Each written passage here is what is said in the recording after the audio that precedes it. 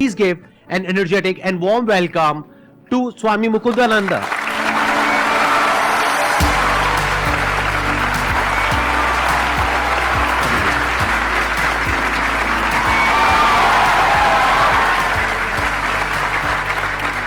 Please have a seat. Sandeep ji, आपका दरबार संपूर्ण विश्व में न्यारा है और ये जो युवक लोग यहाँ पधारते हैं इनको मैं नमन करता हूँ, किंतु ये हैं बड़े नटखट। हमारे चैनल में कमेंट छोड़ते चले गए कि आपको पधारना ही होगा, तो हमने सोचा यहाँ भारतवर्ष के युवा वर्ग से मिलना हो जाएगा। क्या बात है। मैंने थोड़ा सा आपके बारे में पढ़ा तो आप IIT IIM से पास आउट हैं जी। फिर इस पाथ पर आप कैसे आए, मतलब उसके पीछे क्या रीजन था?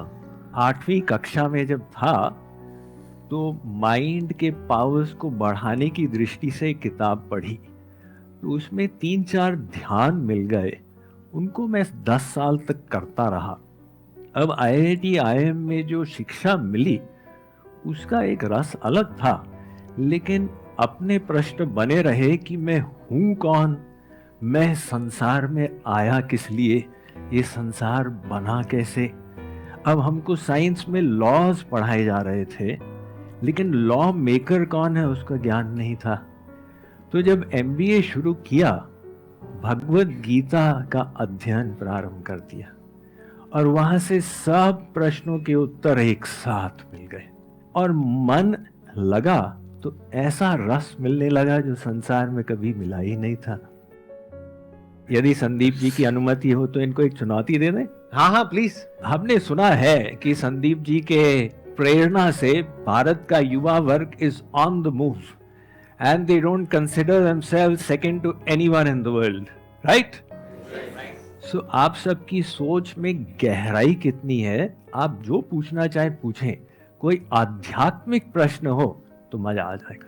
गुरुजी, मेरा एक प्रश्न है, आप दोनों से ही है बेसिकली। जैसे हम कहते हैं शब्द है, क्या शब्द में अपने आप में कोई शक्ति है? देखिए, इसके उत्तर कई लेवल पर होते हैं। हम एक शब्द से अपने मन में कुछ एसोसिएट करते हैं। किसी ने आपको भगवान का नाम सुनाया, आपके मन में वो एसोसिएशन आ गया, तो वो केवल शब्द वाली बात नहीं थी, आपने उसका जो अर्थ निकाला वो एक बात। और अगर हम गहराई में जाएंगे तो सब जो है भगवान की शक्ति है। आप किसी भी चीज में दिव्य भाव बना सकते हैं। भगवान के यहाँ कोई भाषावाद नहीं है। प्राधान्य इसमें अपने भाव का है, अपने मन की शुद्धि का है। आप जो शब्द बोलते हो वो एक हेल्पर है, एक सहायक है। आप चाहे उसका उच्चारण करो और चाहे तो न करो। कबीर जी ने लिखा है कि सुमिरन सुरत लगाए के, मन ते कछु न बोल, बाहर के पट बंद कर भीतर के पट खोल। तो वो भी एक लेवल है। वर्ड्स में जैसे स्वामी जी ने एक्सप्लेन किया, बिल्कुल परफेक्टली उन्होंने एक्सप्लेन किया है कि words are symbolic of something and that thing is associated with some kind of a feeling. तो अगर वो फीलिंग आपको अच्छा फील करा रही है तो यू आर एट ईज, और अगर वो अच्छा फील नहीं करा रही है तो you are not at ease, जिसको हम दूसरे तरीके से भी बोल सकते हैं डिजीज, डिस ईज। तो उस वे में अगर समझा जाए तो वर्ड में बहुत पावर है। बट हाँ, अगर आप कुछ ऐसा सोच रहे हो कि कोई वर्ड है जिसमें कुछ सुपर नेचुरल है कि अगर आप कुछ भी बोलते रहोगे तो कुछ हो जाएगा, तो ऐसा नहीं होता है। ये मिसकंसेप्शंस है। जैसा स्वामी जी ने भी कहा कि भगवान की अपनी कोई भाषा नहीं है। भाव देखा जाता है कि आपका भाव क्या है, किस भाव से आप बोल रहे हो। नहीं भी बोल रहे हो, बिना शब्द के भी अगर आपका भाव है तो काफी है। उसके लिए किसी वर्ड की जरूरत नहीं है। तो words are just means to an end, जिसको साइलेंस कहते हैं। तो कई बार साइलेंस में जाने के लिए वर्ड्स की जरूरत होती है। Very good, very complete. मैं आपसे ये जानना चाहती हूँ कि अगर हम यंग एज में ही स्पिरिचुअलिटी की तरफ मूव करते हैं तो हम उससे लाइफ में एक्स्ट्रा क्या अचीव कर सकते हैं, या लाइफ कैसे और आसान बना सकते हैं? देखिए, हमारा वेद कहता है कि आपको जीवन में सफलता तक पहुंचने के लिए 2 विद्याएं सीखनी है। एक मटेरियल साइंस, जिससे आप बाहर के संसार को समझोगे और उसकी शक्तियों का उपयोग करोगे अपने शरीर की सुख सुविधा के लिए, और एक स्पिरिचुअल साइंस जिसके द्वारा आप अपने भीतर की मशीनरी को ठीक करोगे और दैवी गुणों को प्रकट करोगे। तो स्पिरिचुअलिटी ऐसे नहीं कि भाई अब बूढ़े हो गए तो हारे को हरि नाम। स्पिरिचुअलिटी आपको अभी इस समय क्या लाभ देगा, उसके 4 भाग हैं। पहला है self awareness skills. Who am I, what is my goal in life, what are my values. Spiritual knowledge से ये क्लियर हो जाएगा। दूसरी बात यूनिवर्सल अवेयरनेस स्किल्स, कि हम संसार से कटे हुए नहीं हैं, सब के सब इंटरकनेक्टेड हैं, और वो यूनिवर्सल लॉज कौन से हैं जो हमारे ऊपर अप्लाई होते हैं। तो यूनिवर्सल अवेयरनेस स्किल्स। और तीसरा सेल्फ मास्टरी स्किल्स। हमारा एक लोअर सेल्फ है जो कहता है आलस्य करो, भोग करो, और एक हायर सेल्फ है जो कहता है नहीं नहीं, कुछ हासिल करना है, कुछ उपलब्ध करना है। तो लोअर सेल्फ को हायर सेल्फ से कंट्रोल करना, ये स्किल हमको स्पिरिचुअलिटी से आती है। और चौथी है प्रोफेशनल मास्टरी स्किल्स। इसका मतलब क्या हुआ, जो आपका कैरियर है, प्रोफेशन है, उसका आप कैसे उपयोग करें कि लोगों के जीवन में एक डिफरेंस आए। To utilize your professional education in a meaningful manner, ये सब लाभ हमको स्पिरिचुअल नॉलेज से मिलता। जब तक आप खुद को नहीं जान लोगे अच्छे से, तब तक आप इस बात की गहराई को नहीं देख पाओगे जो अभी स्वामी जी ने कहा कि we are all interconnected and interdependent. जैसे ही ये बात हमको समझ आने लग जाती है तो आपके अंदर से एक अलग तरह की एनर्जी फ्लो करने लग जाती है। उसको आप बोल सकते हो इंक्लूसिव ग्रोथ, जिसमें सबको आप साथ लेकर के चलते हो, सिर्फ अपने फायदे के बारे में नहीं सोचते हो, सबके फायदे के बारे में सोचते हो। In other words, growth without spirituality is meaningless. It will lead to destruction of all kind. But अगर उसकी जो फाउंडेशन है वो स्पिरिचुअलिटी है, वो नींव हो गई, अब उसके ऊपर कितनी भी बड़ी बिल्डिंग खड़ी कर लो, कोई दिक्कत नहीं है, क्योंकि फाउंडेशन स्ट्रांग है। और ये जो लोग बोलते हैं कि हम बुढ़ापे में करेंगे, अब मान लो बुढ़ापा नहीं आया, कोई जीवन का तो भरोसा है। तो प्रहलाद ने कहा था, 5 साल का था ना, उसने कहा कौमार आचरेत प्राज्ञो धर्मान भागवतानिह। ये जो आध्यात्मवाद है, इसका अभ्यास बाल्यावस्था से शुरू करो। और आध्यात्मिक दृष्टि से यंग कौन है, आत्मा तो सनातन है, इसलिए हमारी एक्चुअल एज जो है, हम सब के सब सनातन ही हैं।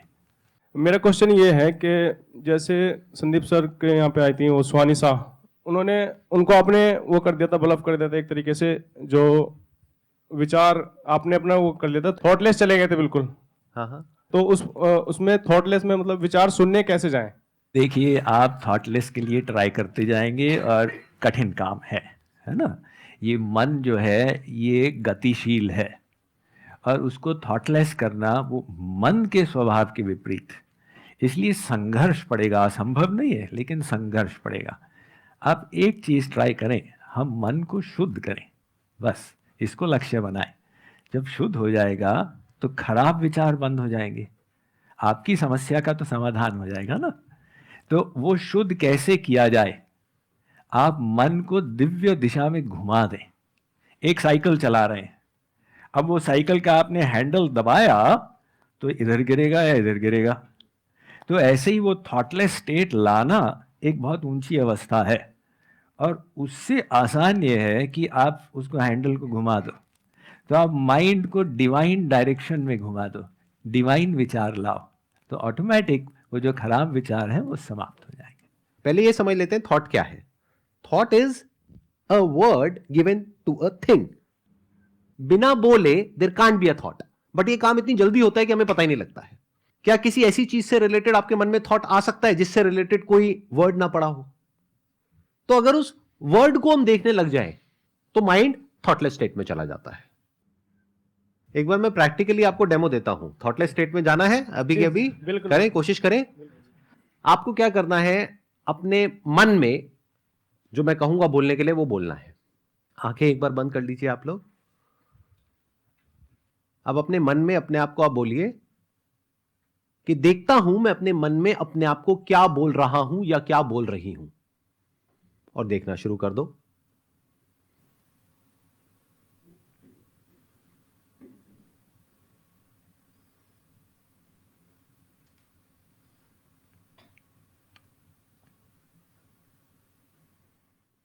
अब धीरे धीरे अपनी आंखें खोल सकते हैं आप लोग।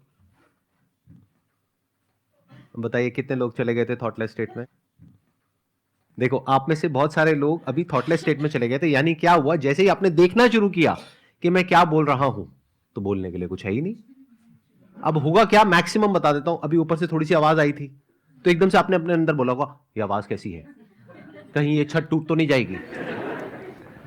फिर एकदम से एक थॉट आया होगा, कितनी देर और रह गई है, 1 मिनट हुआ नहीं हुआ, लेकिन वो भी चला गया। मुझे नींद आ रही थी। किनको नींद आ रही थी?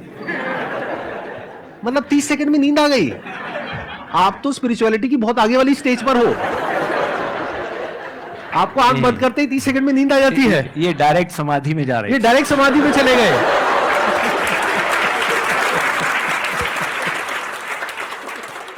If you talk about controlling your thoughts, controlling your mind, or going in a thoughtless state, so first you need to understand deeply and properly what is mind.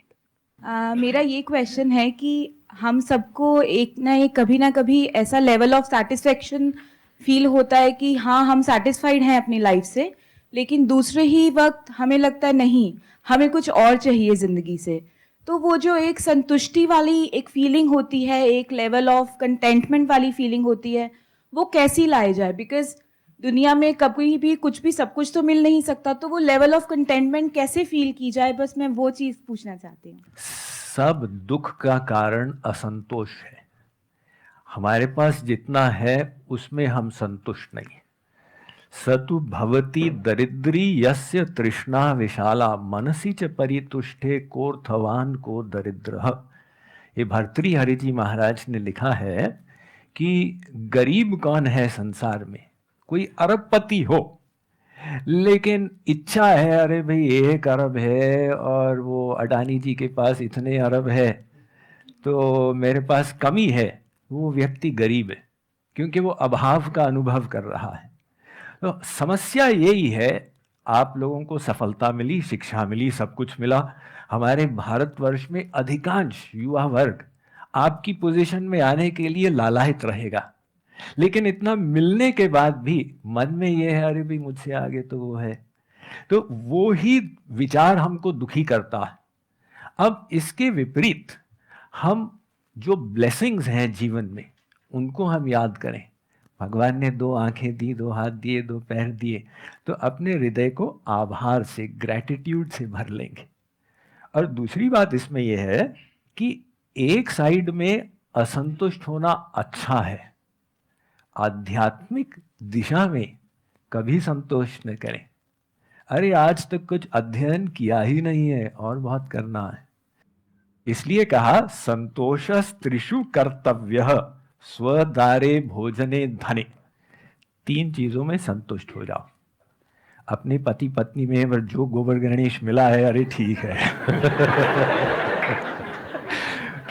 अपने भोजन में, अपने धन में सदा मस्त रहो। और त्रिषु नैव च कर्तव्यः स्वाध्याये जपदानयो।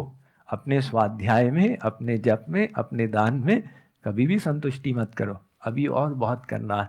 तो जो स्पिरिचुअल पाथ है उसमें साइमल्टेनियसली तृप्ति भी है और पुनः असंतुष्टि, फिर तृप्ति, फिर असंतुष्टि।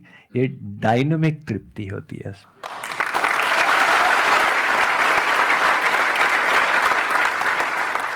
आप सबकी जो एज है यहाँ पर, वो यूजुअली मेरे जो सेशंस होते हैं उससे थोड़ी सी अलग है। यूजुअली एज होती है 18, 19 साल, 20 साल, 22 साल। यहां पर जो एज है आज, average age, that is around 35 years. तो मैं आप सबसे एक सवाल पूछना चाहूंगा, जब आपकी एज थी 18, 19 साल, 20 साल, तब कितने लोगों ने यह सोचा था कि आज जिस भी लेवल पर आप हो, उस लेवल पर मैं होऊंगा?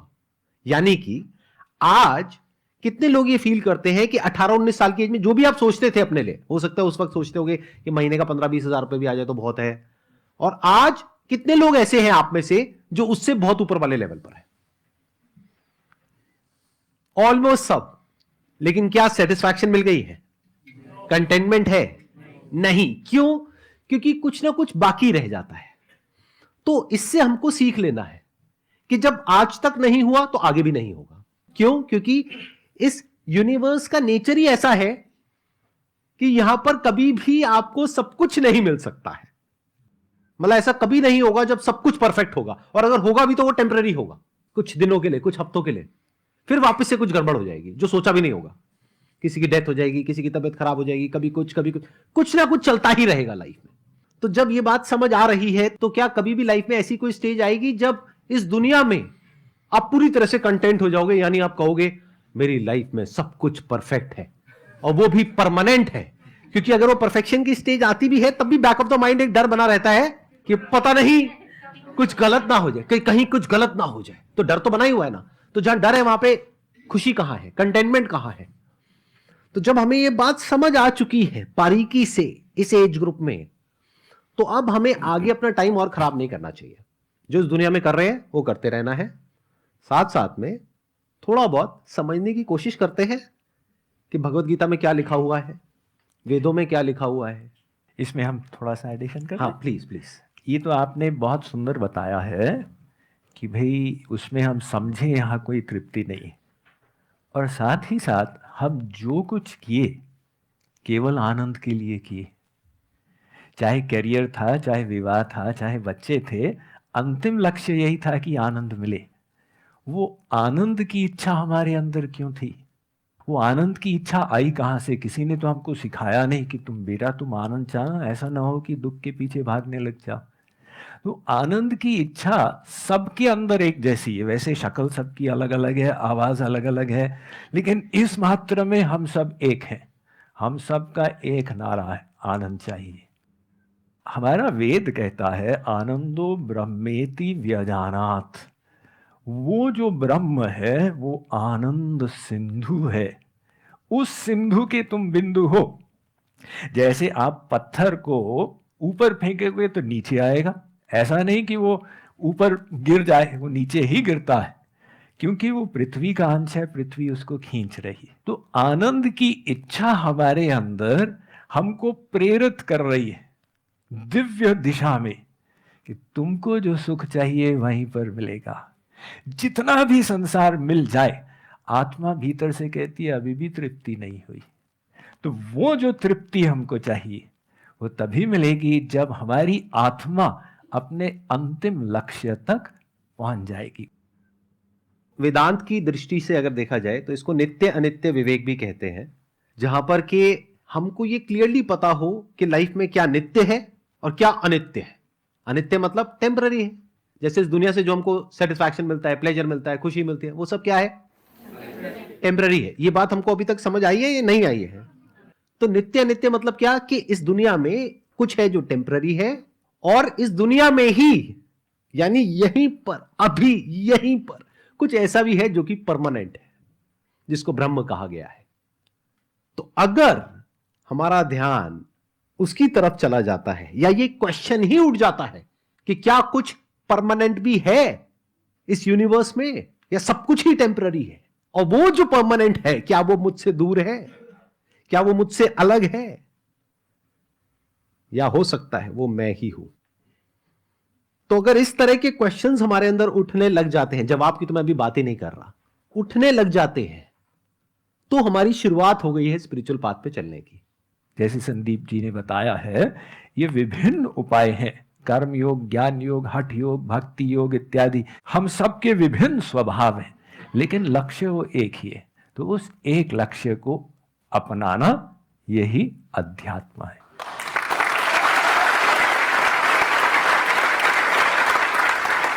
Thank you so much. बहुत बहुत धन्यवाद। मेरा सौभाग्य रहा।